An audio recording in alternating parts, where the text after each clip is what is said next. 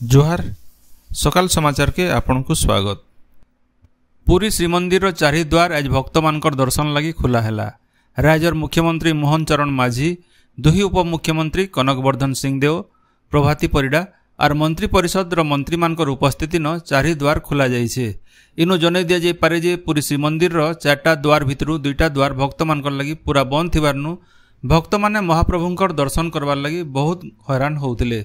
चारि द्वार खुलवार लगी बहुत दिनु दाबी हेई आसुथला। आज मुख्यमंत्री मोहन चरण माझी, दुही उपमुख्यमंत्री और मंत्री परिषद सहित मंगल आलती सोमिया के श्रीमंदिर न श्रीजीव मानकर दर्शन करिछन। मुख्यमंत्री भावे मोहन चरण माझी गलाकाल शपथ नेबार उतरु पहला कैबिनेट बैठक डाकिथिले। ई बैठक थी श्रीमंदिर चारि द्वार खोला जिबार सहित अलगा 3टा प्रस्ताव पारित हेतिला। ये बाबदे मुख्यमंत्री श्री माझी गणमाध्यम की सूचना देकर कहिछन जे गला केते बरस है पुरी श्रीमंदिर साधारण भक्त मानकर लगी 3 द्वार बंद हेबारनु भक्त और श्रद्धालु माने बहुत असुविधार सम्मुखीन हेउथिले। सेथिर लगी चारि द्वार खुलवारनु भक्त और भगवानकर भितरे सृष्टि होइतिबार व्यवधान दूर हेबा।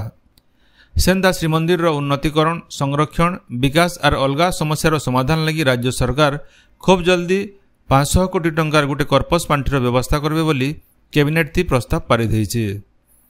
इतार सहित राज्यर कृषक मानकर सशक्तिकरण लगी गोटे समृद्ध कृषक नीति आसवा। चाषी मानकु दिया जाइथिबार प्रतिश्रुति अनुसार धानर सर्वनिम्न सहायक मूल्य क्विंटाल पिछा दाम 3100 टंका के बढ़ा जिबा। एथिर लगी संपृक्त विभाग के निर्देश दिया जाइछे और आबा 100 दिन भितरे इटा कार्यकारी करा जिबा बोली मुख्यमंत्री श्री माझी कहिछन।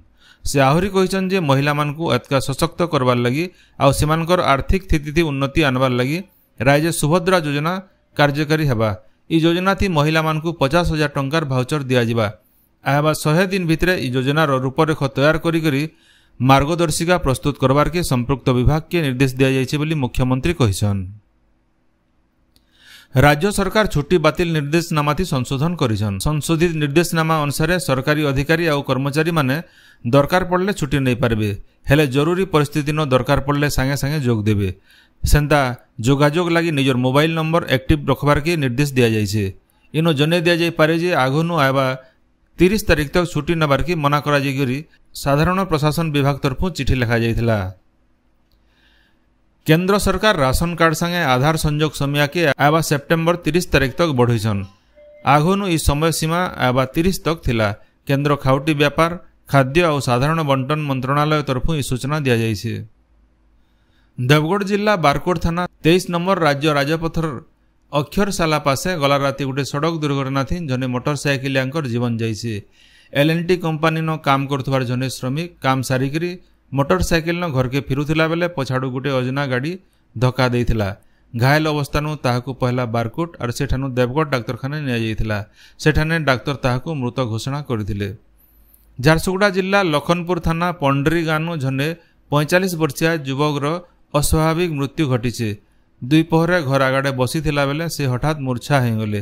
ताहाकु तुर्ती लखनपुर डाक्तरखाना निया जाइथिला, हेले सेठाने डाक्तर ताहाकु मृत घोषणा करथिले।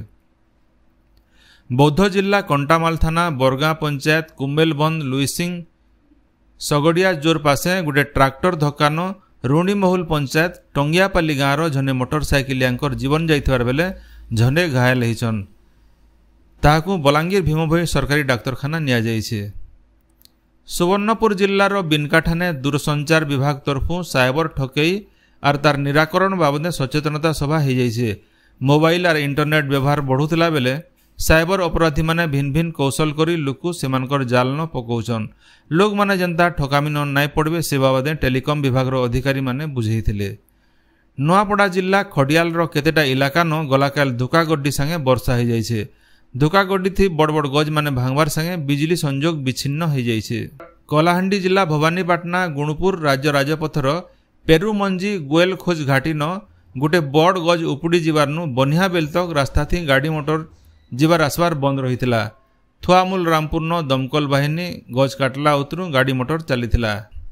राज्य मंत्रिमंडल न मुख्यमंत्री 2 जन उपमुख्यमंत्री को मिसेकरी मोट 16 जन मंत्री शपथ ग्रहण करिछन। 8 जन कैबिनेट मंत्री और 4 जन स्वाधीन राष्ट्र मंत्री भावे मंत्रिमंडल न सामिल होइछन। मोहन माझींकर मंत्रिमंडल न 13टा जिला के प्रतिनिधित्व करवार ସୁଯୋଗ ମିଳିଥିଲା ବେଲେ 17ଟା ଜିଲ୍ଲାନ ଜନେ ବି ମନ୍ତ୍ରିମଣ୍ଡଳନ ଥାନ ନାଇଁ ପାଏ। ନୂଆପଡ଼ା, ବରଗଡ଼, ସୁନ୍ଦରଗଡ଼, ଅନୁଗୁଳ, କୋରାପୁଟ, ରାୟଗଡ଼ା, ମାଲକାନଗିରି, କଟକ, କେନ୍ଦ୍ରାପଡ଼ା, ବାଲେଶ୍ୱର ଜିଲ୍ଲା ସାଙ୍ଗେ ଆଉ 6ଟା ଜିଲ୍ଲାନ କାହାକେ ମନ୍ତ୍ରୀ ପଦ ନାଇଁ ମିଲବାର୍ନୁ ଲୋକେ ନିରାଶ ହୋଇଛନ୍। ବିଜେଡିର ଗଡ଼ କୁହାଯାଉଥିବାର ବରଗଡ଼ ଜିଲ୍ଲାନୁ ଲୋକସଭା ସାଙ୍ଗେ ବିଜେପିର 4ଟା ବିଧାୟକ ଜିତିଥିଲା ବେଲେ ଗୋଟେ ବି ବିଧାୟକ ମନ୍ତ୍ରୀ ପଦ ନାଇଁ ମିଲବାର୍ନୁ ଅସନ୍ତୋଷ ଦେଖାଦେଇছে। ରାୟଗଡ଼ା ଜିଲ୍ଲା ବିଷମ କଟକ ଥାନା ଭାତପୁର ପାଶେ ଗୋଟେ ଦୁର୍ଘଟଣାନ 3 ଜଣ ଜୁଆନ ପିଲାଙ୍କର ଜୀବନ ଯାଇଛେ। 2ଟା ବାଇକ୍ ନ ସେମାନେ ରାୟଗଡ଼ାନୁ ମୁନିଗୁଡ଼ା ଯାଉଥିଲା ବେଲେ ଗୋଟେ ଟ୍ରକ୍ 2 ମୋଟରସାଇକେଲ କେ ଧକ୍କା ଦେବାର୍ନୁ ଏ ଦୁର୍ଘଟଣା ଘଟିছে। ଓଡ଼ିଶାର ମନ୍ତ୍ରିମଣ୍ଡଳନ ବଲାଙ୍ଗୀର ଜିଲ୍ଲାର 2 ଜଣଙ୍କୁ ଠାନ ମିଳିଥିବାର ଖୁସିନ ଖପରାଖୋଲ ଇଲାକାନ ବିଜୟ ଉତ୍ସବ ମନାଯାଇଛେ। ଗଲାକାଲ ବିଜେପିର କର୍ମୀମାନେ ଫଟକା ଫୁଟାବାର ସାଙ୍ଗେ ମିଠା ବାଣ୍ଟି କରି ଉତ୍ସବ ମନେଇଛନ୍। 4 ବର୍ଷିଆ ସମନ୍ୱିତ ଶିକ୍ଷକ ପ୍ରଶିକ୍ଷଣ କାର୍ଯ୍ୟକ୍ରମ ITEP ପ୍ରବେଶିକା ପରୀକ୍ଷା के ବାତିଲ କରାଯାଇଛେ। ଏ ବାବଦେ ନ୍ୟାସନାଲ ଟେଷ୍ଟିଂ ଏଜେନ୍ସି NTA ତରଫୁ ସୂଚନା ଦିଆଯାଇଛେ। ହେଲେ ଖୁବ୍ ଜଲ୍ଦି ପରୀକ୍ଷାର ସମୟ ସାରଣୀ ବାହାର କରାଯିବା ବୋଲି NTA ତରଫୁ କୁହାଯାଇଛେ। ଓଡ଼ିଶାନ ସବୁଜ ଶକ୍ତିର ବିପୁଳ ସମ୍ଭାବନା ରହିଛି ବୋଲି ଭାରତୀୟ ଅକ୍ଷୟ ଶକ୍ତି ବିକାଶ ଏଜେନ୍ସି ଲିମିଟେଡ୍ ଇରେଡାର ଅଧ୍ୟକ୍ଷ ଆଉ ପରିଚାଳନା ନିର୍ଦ୍ଦେଶକ ପ୍ରଦୀପ କୁମାର ଦାସ କହିଛନ୍। ସେ କହିଛନ୍ ଯେ ଗ୍ରିଡ୍ ହାଇଡ୍ରୋଜେନ୍ କ୍ଷେତ୍ରଥି ଓଡ଼ିଶା ନେତୃତ୍ୱ ନେଇପାରବା। ଇରେଡା ତରଫୁ ଗଲା ମାର୍ଚ୍ଚ ମାସ ତକ 1,25,917 କୋଟି ଟଙ୍କାର ଋଣ ଅକ୍ଷୟ ଶକ୍ତି କ୍ଷେତ୍ର ଲାଗି ଦିଆଯାଇଛେ। ସେଥିର ଭିତରୁ 26,913 କୋଟି ପବନ ଶକ୍ତି ପ୍ରକଳ୍ପକେ ଦିଆଯାଇଛେ। ଶ୍ରୀ ଦାସ କହିଛନ୍ ଯେ ଗ୍ରୀନ୍ ହାଇଡ୍ରୋଜେନ୍, ଗ୍ରୀନ୍ ଆମୋନିଆ ଆଉ ଭାସମାନ ସୋଲାର ବାଗିର ଉଦୀୟମାନ ପ୍ରଯୁକ୍ତି ଆଉ ଅକ୍ଷୟ ଶକ୍ତି ବିନିର୍ମାଣ ଉପରେ ଓଡ଼ିଶାକେ ଜୋର ଦିଆଯାଉଛେ। ଓଡ଼ିଶାର ଅକ୍ଷୟ ଶକ୍ତି କ୍ଷେତ୍ରଥି ଥିବାର ସମ୍ଭାବନା ହାସଲ କରବାର ଲାଗି ଆଗକେ ଆବାର ଲାଗି ଶ୍ରୀ ଦାସ ନିବେଶକମାନଙ୍କୁ ଆହ୍ୱାନ ଦେଇଛନ୍। କଳାହାଣ୍ଡି ଜିଲ୍ଲା ଭବାନୀପାଟଣା ଥାନା ଶିରଲିଗୁଡ଼ା ଗାଁର ଝନକର ସାପ ଚବାଥିନ୍ ଜୀବନ ଯାଇଛେ। ଘରେ ଶୋଇଥିଲା ବେଲେ ଗୋଟେ ବିଷାଣ ସାପ ତାହାକୁ ଚାବି ଦେଇଥିଲା। ତାହାକୁ ଭବାନୀପାଟଣା ନିଆଯାଇଥିଲା ବେଲେ ସେଠାନେ ଡାକ୍ତର ତାହାକୁ ମୃତ ଘୋଷଣା କରିଛନ୍। ରାଜ୍ୟରେ ଗ୍ରୀଷ୍ମ ପ୍ରବାହ ସାଙ୍ଗେ ଗୁଲଗୁଲି ଲାଗି ରହିଛେ। ଦିନର ତାତି ସାଙ୍ଗେ ରାତିର ତାତି ବି ନାଇଁ କମବାର।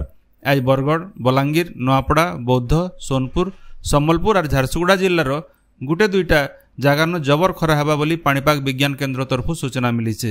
ସେନ୍ତା ଦକ୍ଷିଣ ଓଡ଼ିଶା ଆଉ ଉତ୍ତର ଉପକୂଳବର୍ତ୍ତୀ ଅଞ୍ଚଳର କେତେଟା ଜାଗାନ ଆଜି ଘଡ଼ଘଡ଼ି ସହିତ ବର୍ଷା ହେବା ବୋଲି ପାଣିପାଗ ବିଜ୍ଞାନ କେନ୍ଦ୍ର ତରଫୁ ଅନୁମାନ କରାଯାଇଛି। ଆଜିର ସକାଳ ସମାଚାର ଏତିକି। ଜୁହାର।